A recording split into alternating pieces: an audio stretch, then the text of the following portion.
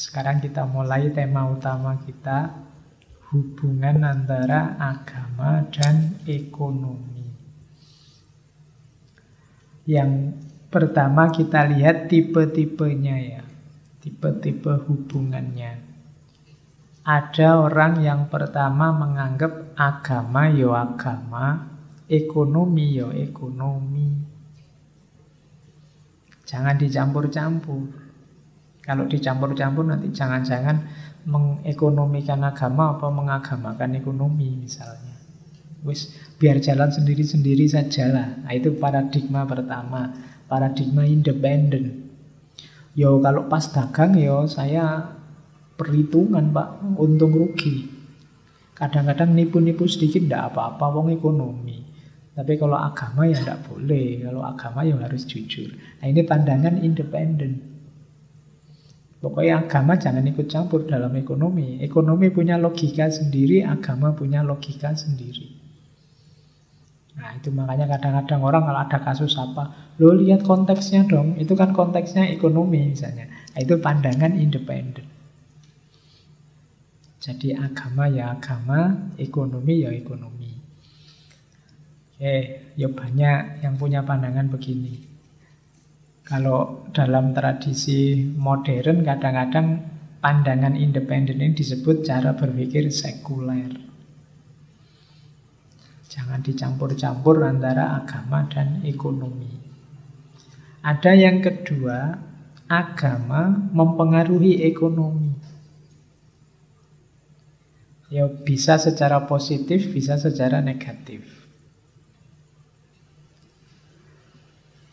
Misalnya agama mempengaruhi ekonomi itu pandangan-pandangan agama yang nanti mengintervensi kehidupan ekonomi. Dalam Islam misalnya ada yang jelas secara formal, jual beli boleh tapi riba jangan ya. Nah itu agama masuk ke ranah ekonomi. Jadi dari sisi nilai misalnya agama mempengaruhi ekonomi itu, agama menyuruh kita jujur, menyuruh kita tidak berlebihan, menyuruh kita hemat, menyuruh kita rajin, tekun. Ini kan hubungannya sama ekonomi semua. Jadi, ya nanti termasuk kasus yang diangkat oleh Max Weber ini, bagaimana agama mempengaruhi ekonomi.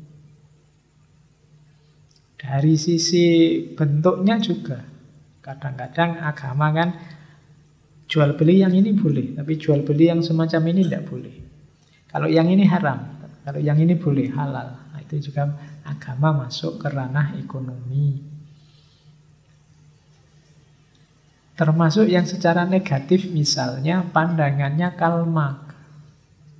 Karl Marx itu melihat agama mempengaruhi ekonomi. Pengaruhnya di mana? Agama ini sering membuat orang pasif, tidak agresif. Makanya Karl Marx kan menyebutnya kontroversial sekali. Bagi Karl Marx agama itu disebut candu. Candu itu kan membuat orang teler, lupa situasi konkretnya, hidup di langit, lupa kehidupan di bumi, melayang-layang. Nah, bagi Karl Marx, orang beragama itu sering kayak orang mengkonsumsi candu. Hidupnya tidak konkret. Harusnya dia bangkit melawan penindasan. Harusnya dia memperjuangkan ketertinggalan sosial, budaya, ekonominya. Tapi kadang-kadang agama membuat orang jadi pasif. Sudahlah pasrah saja. Gusti Allah sing ngatur. Tuhan tidak tidur. Tenang saja. Atau ya dunia memang ujian bagi orang beriman. Kesuksesannya itu besok di akhirat. Akhirnya kamu tidak berjuang-berjuang. Itu yang dikritik oleh Karl Marx sebenarnya. Agama membuat kita kayak orang kecanduan, kayak orang sakau. Nah, kritiknya di situ sebenarnya.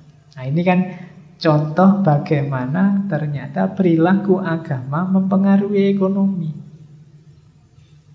Yang lain dagang semangat, bikin promo, bikin iklan kemana-mana. Kok enggak bikin iklan mas? Alah, rezeki sudah ada yang ngatur. Nggak usah pakai iklan juga nggak apa-apa. Kalau rezeki pasti datang. Ayo kalah. Nah ini berarti apa? Agama juga berpengaruh dalam kehidupan ekonomi. Ini relasi jenis kedua. Ada relasi jenis ketiga kebalikannya. Ekonomi mempengaruhi perilaku agama. Oh ini contohnya banyak. Ekonomi mempengaruhi perilaku agama itu ya kapan-kapan boleh kamu teliti ya. Beda keberagamaan orang kaya dan orang miskin misalnya. Gimana orang yang banyak uang keberagamaannya gimana? Semakin berkualitas apa justru semakin kendor apa? Nah, itu pengaruh ekonomi. Kalau kamu lagi akhir bulan duitnya mau habis, wah, sholatnya kusut sekali sambil nangis-nangis. Kamu kalau berdoa sambil nangis-nangis kalau ada masalah, duitnya mau habis. Ya Allah, rezeki ya Allah kan gitu. Tapi begitu duitnya pas banyak, terus santai-santai. Sudah tidak terlalu butuh Allah lagi, duitnya oke. Ternyata ekonomi berpengaruh juga dalam agama. Jadi ya banyak, contohnya macam-macam lah selain yang saya sebut tadi. Coba perhatikan kondisi ekonomi dan efeknya. Ya kadang-kadang orang karena ekonominya terjamin terus bisa beli buku, ilmunya tambah, bisa kemana-mana nyari ustadz, ikut kajian. Gitu ya. Pengaruh ekonomi terhadap agama. Sekarang banyak kelompok-kelompok pengajian. Oh itu terus setiap kelompok terus diwajibkan beli seragam. Pakai seragam, kalau ngaji harus pakai seragam, kalau enggak pakai seragam. Akhirnya kan yang enggak kuat beli seragam terus minder, seragam ngaji, wis. Enggak jadi ngaji dia. Nah, ekonomi berpengaruh dalam agama.